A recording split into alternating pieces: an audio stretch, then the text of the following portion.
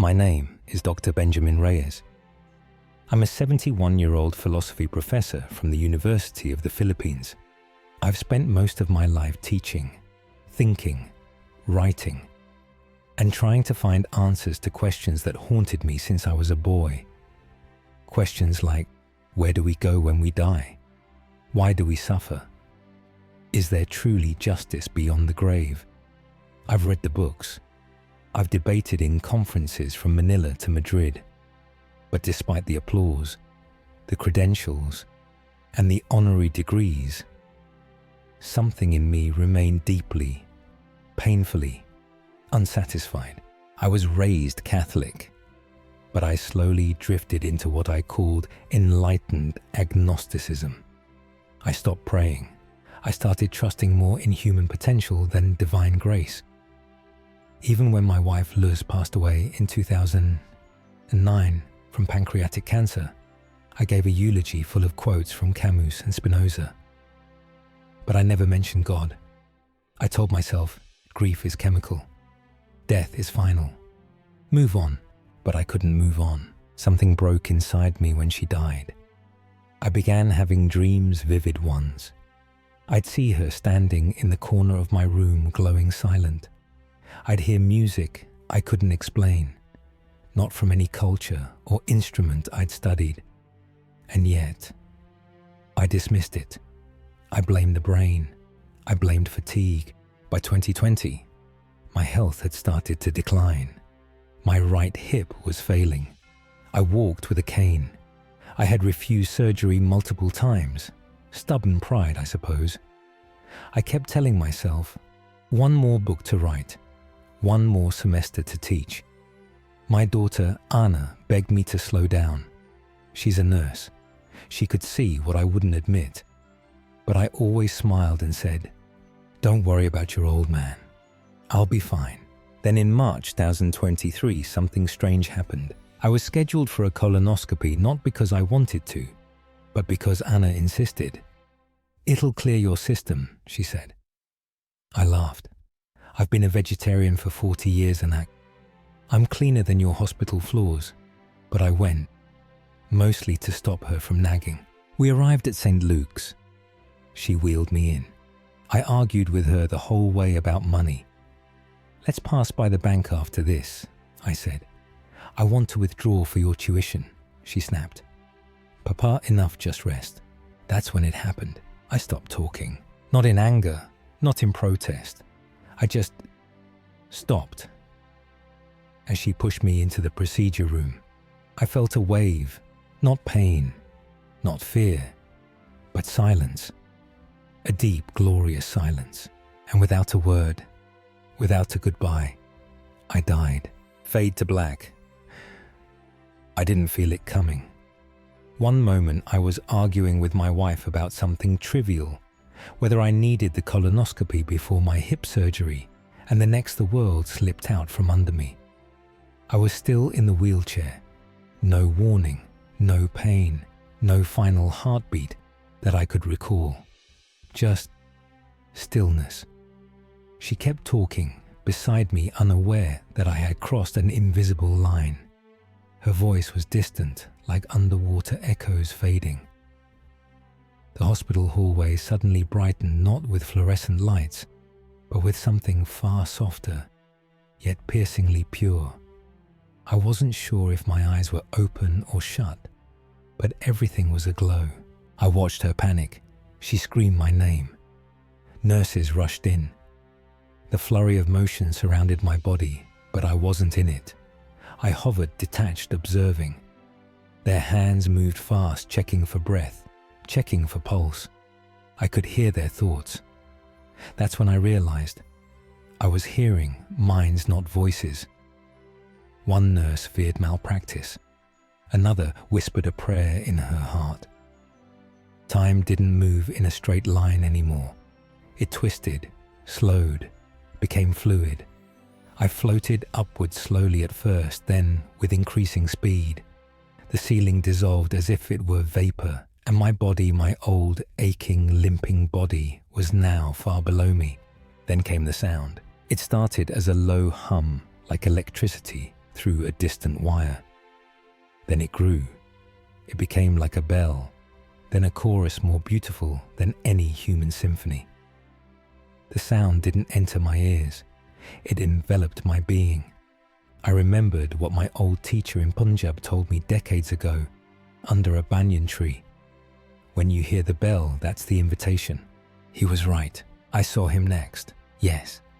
Iswa, my Indian mentor, was standing just ahead, clothed in light, smiling like he had waited lifetimes for this reunion. He hadn't aged. He was, as I remembered in the 70s, graceful, radiant, his eyes holding galaxies. He didn't speak aloud yet. His voice filled me. You don't have to be afraid. I told you I would meet you. I wept without tears. As we began to ascend, I tried to look back at the earth, but it was already fading. I saw only light. It pulsed and breathed. And then I felt a shift in the atmosphere, a presence larger than galaxies, closer than breath. I couldn't see him yet, but I knew it was Jesus. My chest felt like it would explode from the weight of love pressing into it. Not romantic love, not even paternal love, but something so holy, so exact, that it laid bare every lie I had ever told myself. My doubts, my pride, my intellectual arrogance, all exposed, yet not judged with anger, only compassion. The light grew brighter, blinding yet gentle. Then I heard his voice, not in my ears, but inside my essence. Benjamin, I've walked with you through every question, every doubt, every sleepless night. You thought no one heard. You thought knowledge would fill the hole inside you. But only truth rooted in me could. I trembled.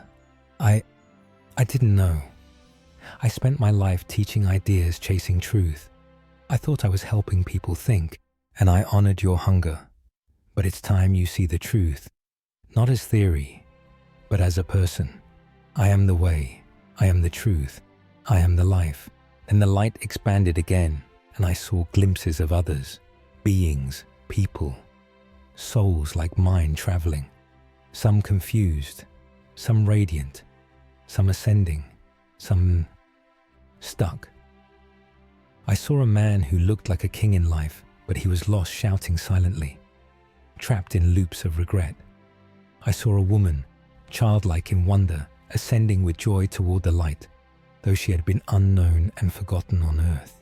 Why are they different? I asked. Because every soul lives in the fruit of their choices, not in punishment, but in reflection. They see themselves and where they belong. This wasn't purgatory. This was truth, and it was merciful. Then Jesus turned toward me. There's more to see, Benjamin. I want to show you what your mind could never grasp. But first, let go of everything you think you know. Surrender your intellect. Come as a child, and with that, we moved like light folding into itself into a realm where space and time no longer made sense, but love did. When I closed my eyes, I expected silence, but what greeted me was a sudden pulling, a soft suction, as if the very fabric of my being was being drawn out through the crown of my head. It didn't hurt. It felt like release, like slipping free from a tight shirt I didn't realize I was wearing my whole life. Then, darkness, but not the kind that frightens you. It was a velvet darkness, peaceful, womb-like, and yet something in me stirred. I could see, not with my eyes, but with a vision that came from within. I was hovering above my own body, still slumped in the wheelchair, still silent, while nurses rushed in, shouting, panicking, waving their arms. My wife Teresa screamed my name, shook me, her voice cracking, Mateo, Mateo. I tried to respond, but there was no voice, no mouth, just presence. I hovered there, weightless, invisible, feeling everything, but unable to touch anything. And then the room began to stretch. The walls thinned into waves of light. Sound slowed into echo. Time collapsed. I began to rise gently like a feather caught in a breeze. The hospital below faded, the sounds became distant, and in their place came a hum. A beautiful low-frequency tone like thousands of choirs whispering in perfect unity. The hum didn't just enter my ears, it entered me. It was like the breath of God. A calling. Suddenly, someone stood beside me. I didn't hear him arrive. He was just there. Tall, radiant, robed in a light that shimmered like gold and pearl. It was my old mentor, Brother Eliodoro, the man who taught me meditation during my sabbatical in Sagada decades ago. He had died many years back, yet here he was, more alive than ever. He looked at me with eyes that held galaxies. "Come, Matteo," he said, without moving his lips. The words went straight into my consciousness. "You are ready." We began to move, not walking, but gliding through layers of light, passing through what seemed like veils of memory. Each veil revealed a part of my life.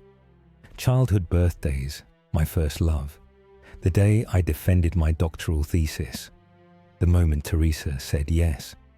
Every smile, every tear, passed before me like floating petals in reverse motion. As we traveled upward, I noticed forms, others floating in the same direction. Some were confused, some were weeping, others were being guided like me. I realized we were not all going the same way. Some were moving sideways, even down. I saw a man grasping tightly to a briefcase, his soul flickering like a faulty light. I wanted to help him, to shout, "Let it go," but I couldn't. Brother Eliodoro touched my shoulder. "You can't interfere yet. You are still remembering." Then came the tunnel. Yes, the one so many have described in stories I once dismissed. But this tunnel was not just a passage. It was alive. It pulsed with energy, breathing in rhythm with some divine heartbeat. Inside it, I heard music that had no instruments yet filled the universe. Each note carried truth. Each vibration revealed something eternal. At the far end was light, not white, but living. It was like all the suns in the galaxy had come together, but gentle. It didn't blind, it embraced. I felt my soul expand, swell, as if it had been waiting to rejoin this light for lifetimes. As we approached, I felt stripped not of clothing, but of ego, fear, pride wounds. Everything false burned away. I wept, not from sadness, but from a joy too deep to describe. I realized I had never truly lived, not until this moment. My soul, now unclothed and weightless, stepped into the light, and for the first time in my existence, I felt known, completely, and loved, not for what I had done, but for simply being. Matteo, my beloved, welcome. You have always been mine, even in your doubt, even in your silence. I have walked with you through every lecture, every failure, every unanswered prayer. And now, you are home. At his voice, I trembled. It wasn't just sound, it was truth. Every cell of my soul bowed. I wanted to fall to the ground, but there was no ground. Only presence. Only him. You have questions, and I will show you. But first, let me hold you. You have carried too much. And he did. He embraced me. Not like a master to servant, like a friend, like a father, like the creator of stars cradling a speck of dust and calling it precious. My journey had only begun. The moment Jesus released me from his embrace, the realm around us shifted. I hadn't noticed it before, but now I realized this wasn't the final destination. It was only the beginning of a vast journey across the unseen layers of existence. We began to move again, not walking, not flying, but flowing as light moves across water. The landscape changed with each breath. What started as an endless field of golden mist unfolded into dimensions unlike anything I had ever imagined. Mountains that shimmered like glass, skies that held colors unnamed by earthly tongues, violet fire, sapphire breath, and winds that whispered songs from centuries past. Everything was alive, everything worshipped, not in noise, but in being. The trees hummed, the rivers echoed frequencies of praise. Even the stones vibrated with silent adoration. I turned to Jesus. What is this place? Jesus speaks. These are the realms of waiting, the thresholds of understanding, where the soul is prepared before it enters fullness. There were others, countless souls moving gently across the hills, some dancing with beings of light, others weeping as gentle hands wiped their sorrow. Not all looked joyful. Some carried a heaviness. One man sat beneath a flowering tree, covering his face, as waves of memory passed through him like mist. Jesus speaks. He is remembering who he was and what he chose to forget. This is the valley of reconciling truth. We traveled on. The terrain morphed again. Now we moved into a space that felt thinner, like the very air was woven with thought. I saw structures, temples not made with hands but formed from intention, shimmering in patterns of geometry and music. Inside them were souls engaged in learning, absorbing truths not taught with words but with presence. I saw a woman enter and emerge, transformed, her light brighter, her posture nobler. I saw children who had died too young now, running through corridors of starlight, laughing, guided by angels with patient eyes. Jesus speaks. Here knowledge becomes wisdom, and pain becomes purpose. We crossed into another realm, one veiled in soft blues and silvers, where silence wasn't empty. It was sacred. Here I saw a group seated in a vast circle, surrounded by golden rings that rose and fell with every shared thought. No one spoke aloud, yet they were speaking all at once through light memory and frequency. They were discussing Earth, its brokenness, its beauty, its trembling cry. These are the watchers, not angels but souls who chose to serve in silence. They pray more than most believe. Suddenly, my gaze was drawn upward. A spiral of light appeared above me, stretching beyond the realms we had visited.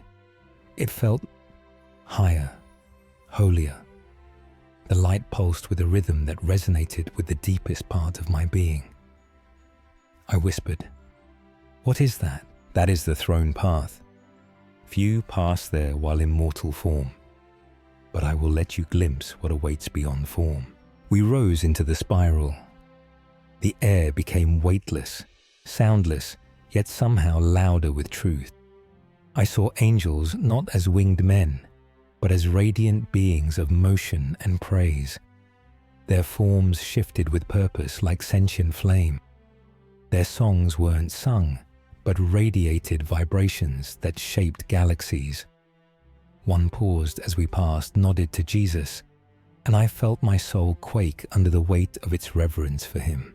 And then we entered a realm where I saw nothing, only light, pure, endless.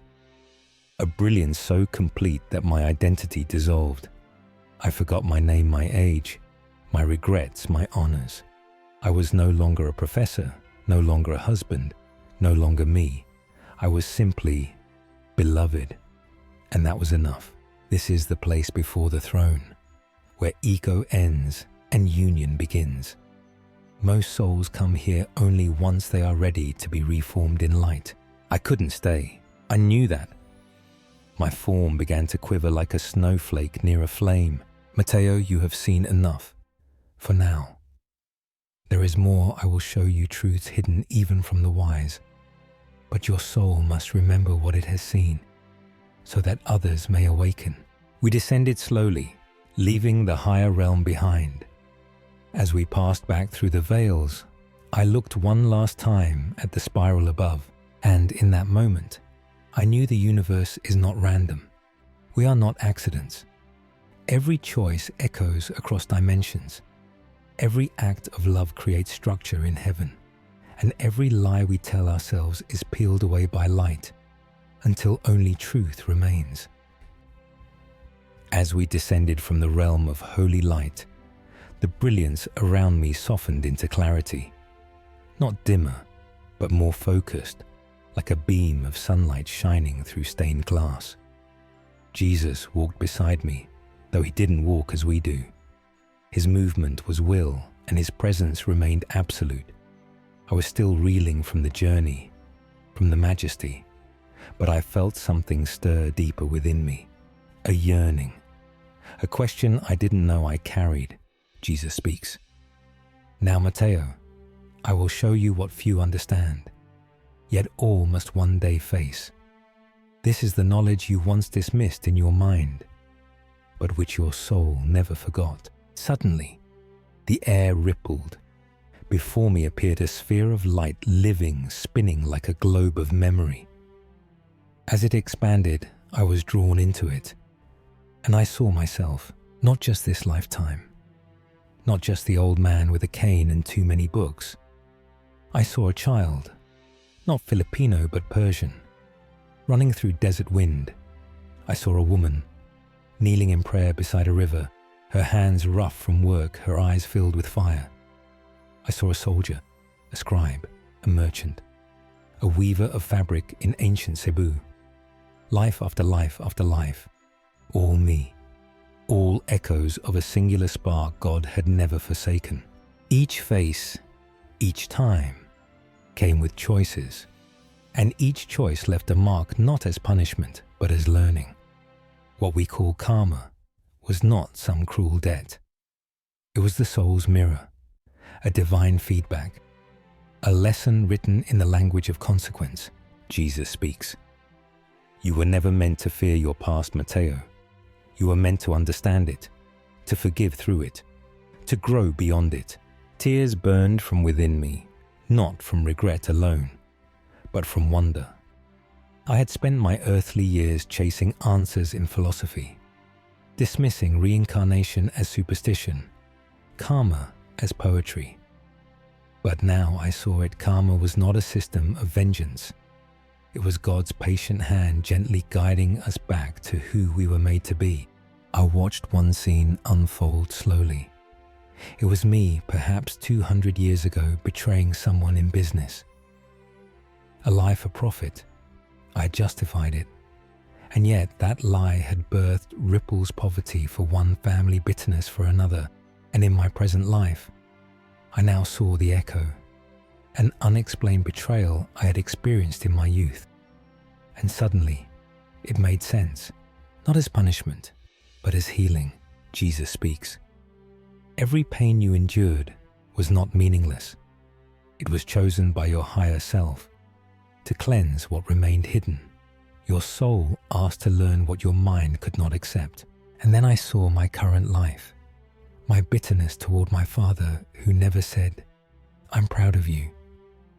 My resentment toward younger students who challenged me.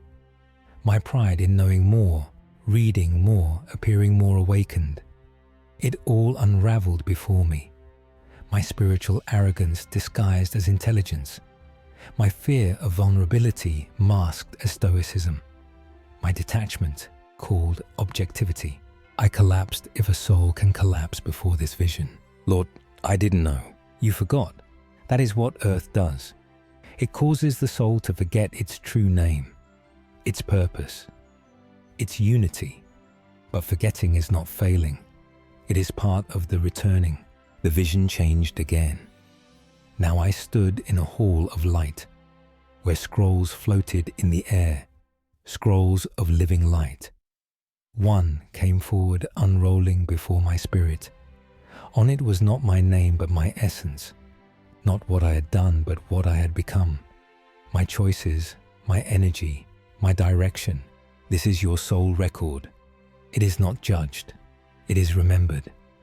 From this, your next journey would be chosen, unless, of course, you choose to return. Return. That word struck me. Return to what? The body, the pain, the doubts. Jesus looked at me, not with command but invitation. You may stay. You have earned rest. But if you return, you will help many remember. Not religion, but relationship. Not dogma, but divine love. I stood silent, torn. Heaven wrapped around me like peace, but earth pulled on me like duty. The students who still sought meaning, my wife, my daughters, my unfinished letter to a former student now battling depression. Could I really turn away? Will I remember all this? Not all, but enough. And I will be with you. At that moment, I understood something I had never grasped in all my studies. Enlightenment was not escaping the world. It was returning to it, with eyes open. As I stood beneath that hall of living memory, everything became silent again. Not empty, but expectant. A hush that felt like the pause between two heartbeats. I could feel eternity pressing in. And then Jesus turned to me, his eyes like oceans that had seen every age. Jesus speaks. Matteo, now that you've seen what was, it is time for you to hear what must be. A gentle breeze moved around us, though no wind blew. From within, it rose voices, not words but cries, echoes from earth. A young girl praying for her parents to stop fighting. An old woman whispering Psalm 23 alone in a dark hospital room. A pastor doubting himself. A teenager weeping behind a locked bathroom door. I heard them all, as if they had never been separated from heaven. Jesus speaks. My people are not lost because they are bad. They are lost because they are tired, blinded not by sin alone but by the noise of this age. I want them to know I have not changed.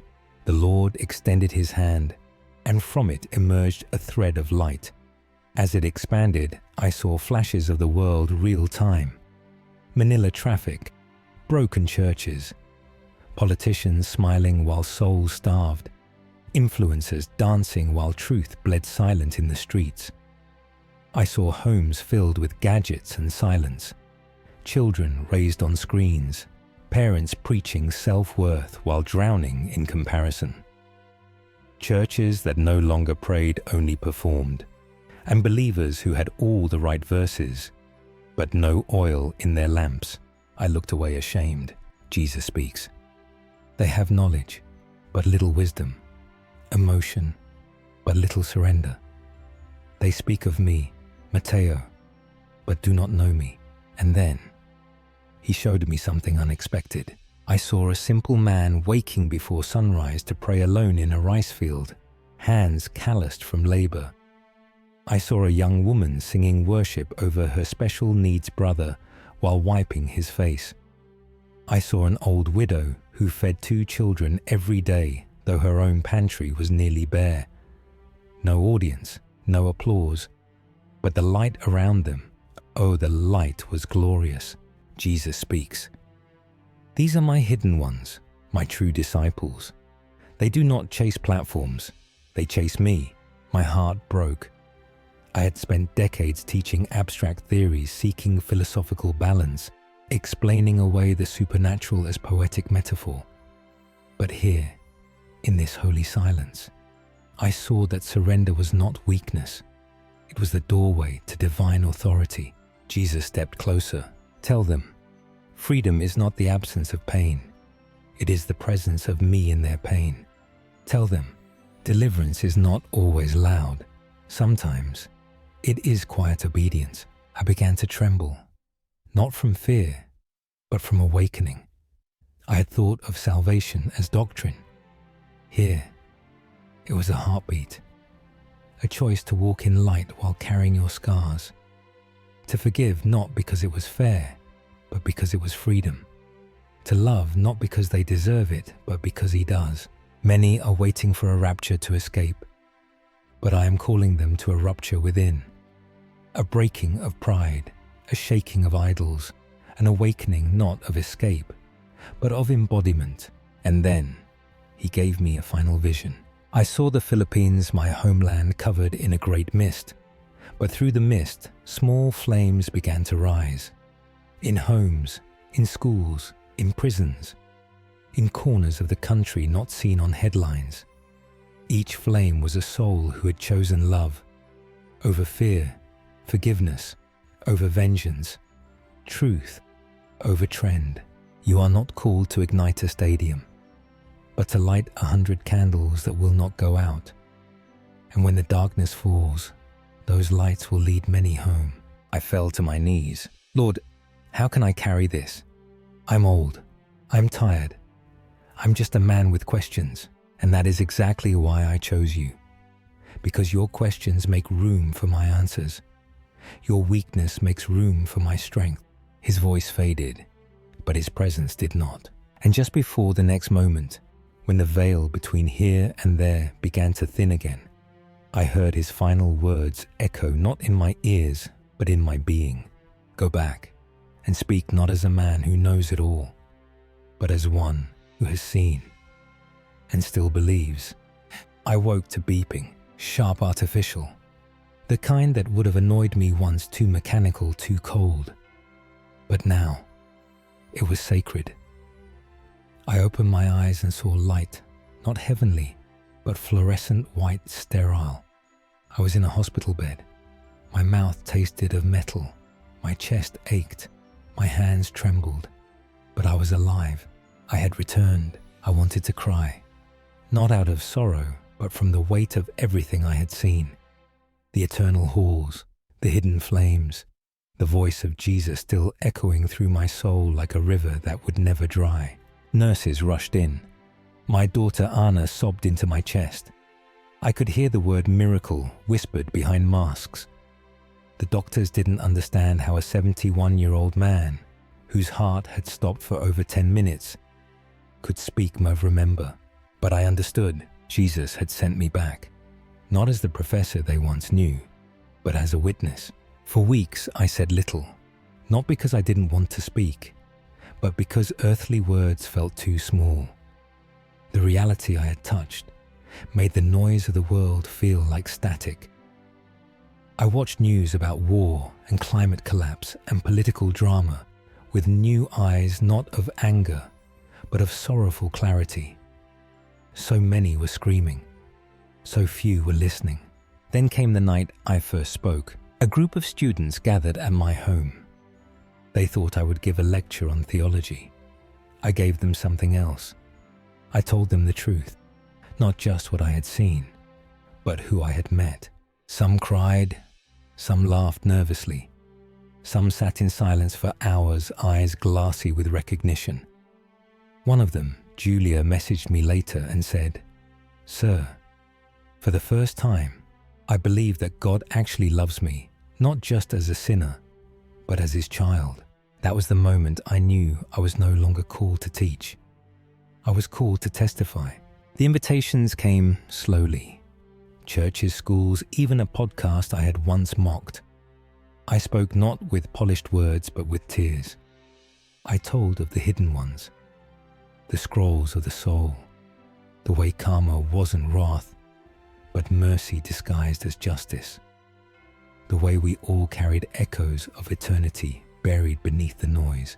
Some accused me of heresy, others called me a fraud, but I was no longer shaken by the approval or rejection of men.